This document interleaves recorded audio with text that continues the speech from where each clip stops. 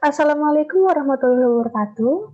Perkenalkan, nama saya Diva Adela Eko Histian, nomor induk mahasiswa 20200430227 dari kelas Ekonomi E, Fakultas Ekonomi dan Bisnis Universitas Muhammadiyah Yogyakarta.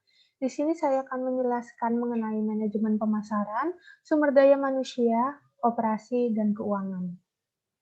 Saya mengambil tema di bidang properti, karena saat ini bisnis properti rumah sedang mengalami perkembangan, apalagi beberapa survei menyatakan bahwa masih banyak masyarakat Indonesia yang belum memiliki tempat tinggal atau rumah. Situasi inilah yang harus Anda manfaatkan sebagai peluang bisnis, dan peluang paling realistis yang bisa Anda manfaatkan adalah melakukan jual beli rumah. Selain itu, Anda juga bisa memfungsikan diri Anda sebagai makelar tanah dan rumah yang tidak perlu mengeluarkan modal yang banyak. Yang harus Anda perhatikan jika menjadi makelar adalah mencari target konsumen yang membutuhkan niat dan waktu yang tidak terbatas. Ada beberapa hal yang perlu diperhatikan dalam membangun bisnis di bidang properti. Yang pertama adalah di bidang pemasaran. Berikut beberapa cara yang dapat diterapkan dalam menjalankan bisnis properti. Yang pertama adalah menentukan lokasi yang strategis. Ini merupakan strategi marketing yang sangat penting Anda perhatikan jika Anda ingin memulai bisnis ini. Properti seperti perumahan, apartemen, dan ruko akan banyak dicari masyarakat jika berada dalam lingkungan yang aman dan nyaman. Selain itu, lokasi yang dekat dengan fasilitas umum seperti hotel, stasiun, dan supermarket juga merupakan nilai tambahan lagi di bisnis ini. Tetapi Anda perlu berhati-hati jika membangun bisnis ini di pinggir jalan raya karena biasanya masyarakat tidak terlalu suka suara bising kendaraan bermotor. Yang kedua adalah harga yang kompetitif. Walaupun harga properti di zaman sekarang sudah sangat tinggi, namun konsumen tentunya masih mengharapkan harga yang bisa dijangkau dan sesuai dengan kualitas properti tersebut. Yang ketiga adalah produk yang berkualitas. Strategi marketing ini penting bagi Anda yang menjual properti. Jadi seperti rumah. Pastikan kondisi rumah yang membuat penghuninya merasa nyaman untuk tinggal. Selain itu, kebersihan dan keasrian di sekitar lingkungan rumah juga menjadi faktor penting untuk diperhatikan. Yang keempat adalah pemanfaatan media promosi. Anda dapat menggunakan media promosi untuk menawarkan properti Anda, seperti koran, majalah, tabloid, dan radio. Selain media massa, akhir-akhir ini pemanfaatan media online juga dapat membantu Anda dalam hal pemasaran. Yang kelima adalah perhatikan target pemasaran. Anda harus pintar mengira-ngira berapa harga yang harus Anda pasang pada produk Anda dan disesuaikan dengan target Anda tersebut. Dan yang terakhir adalah membangun komunikasi dan kepercayaan konsumen. Adanya hubungan baik antara Anda dan konsumen ini akan membawa banyak keuntungan bagi Anda. Biasanya apabila konsumen merasa puas dengan produk yang Anda tawarkan, mereka akan banyak bercerita kepada rekan-rekan mereka sehingga dapat membawa konsumen yang lain bagi Anda. Dan hal selanjutnya yang perlu diperhatikan adalah sumber daya manusia. Pengelolaan sumber daya manusia pada bisnis ini adalah untuk memilih tim terbaik dan menghasilkan kualitas produk yang terbaik, merekrut bakat terbaik, dan memastikan kepuasan kerja serta meningkatkan kompetensi karyawan. Kami lakukan guna mencapai keunggulan bersama. Yang pertama adalah mengedepankan keberagaman, yang kedua meningkatkan kompetensi, dan yang ketiga adalah kekuatan dalam kebersamaan. Selanjutnya yang harus diperhatikan adalah operasi.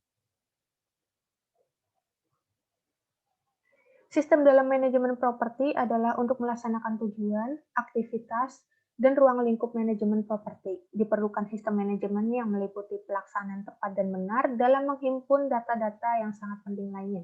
Yang pertama adalah melaksanakan rincian manajemen properti secara tepat. Ini bertujuan untuk menyajikan informasi agar tanggung jawab yang akan disertakan dapat dilaksanakan secara tepat dan cepat. Yang kedua adalah pengelolaan sistem yang benar.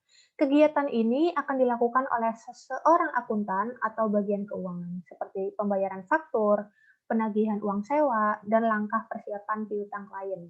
Dan yang terakhir adalah menghimpun dan menganalisis data penting lainnya. Hal terakhir yang perlu diperhatikan adalah keuangan. Modal adalah komponen utama yang harus dimiliki sebelum memulai sebuah bidang usaha. Tak sedikit orang yang kebingungan mendapatkan modal meski telah merancang konsep usaha yang akan dirintis. Yang pertama adalah modal usaha dari bank. Cara yang satu ini sudah banyak dilakukan oleh sebagian besar orang, bukan tanpa alasan. Modal dari bank pada umumnya sangat mudah untuk didapatkan, serta tidak membutuhkan proses yang lama. Yang kedua adalah modal dari keluarga. Cara selanjutnya yang bisa dicoba untuk mendapatkan modal usaha adalah dengan meminjam dana kepada sanak saudara atau kerabat. Cara ini banyak ditempuh beberapa orang karena memungkinkannya untuk mendapatkan modal usaha tanpa jaminan. Yang ketiga adalah penggalangan dana. Penggalangan dana atau yang lebih populer dengan istilah crowdfunding sudah umum dilakukan di kota-kota besar. Sudah ada banyak platform yang telah menjadi wadah bagi pengusaha muda dalam mendapatkan modal usahanya. Crowdfunding sendiri akan menghubungkan Anda dengan orang yang mau memberikan dana investasinya kepada Anda. Hanya saja tetap Anda perhitungkan setelah proses berlangsung, misalnya tentang pembagian untung. Yang keempat adalah menjual aset. Aset adalah barang atau sesuatu yang Anda miliki, misalnya motor, mobil, perhiasan, perabotan, dan lain sebagainya. Anda dapat menjual aset tersebut untuk mendapatkan modal agar bisa menjalankan sebuah usaha kecil. Meski terdengar mudah, Anda tidak bisa serta-merta menjual aset yang dimiliki. Pikirkan tentang untung rugi dari penjualan aset tersebut, lalu bandingkan potensi atau peluang usaha yang akan dijalankan. Dan yang kelima adalah menggadaikan aset. Jika Anda tidak mau untuk menjual aset yang dimiliki, cara lain yang bisa Anda lakukan dengan barang-barang Anda adalah dengan menggadaikannya. Anda bisa menggadaikan aset atau barang kepada pihak ketiga untuk mendapatkan modal. Kesimpulan yang dapat diambil dalam berbisnis di bidang properti adalah memilih untuk membangun bisnis properti mungkin sebagian orang adalah impian yang diidamkan.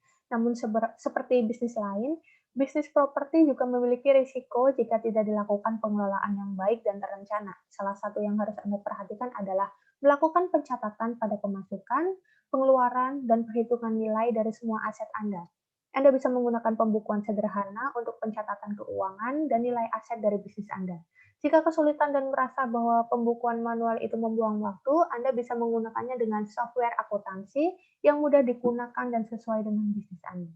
Sekian yang dapat saya sampaikan, kurang lebihnya mohon maaf. Wassalamualaikum warahmatullahi wabarakatuh.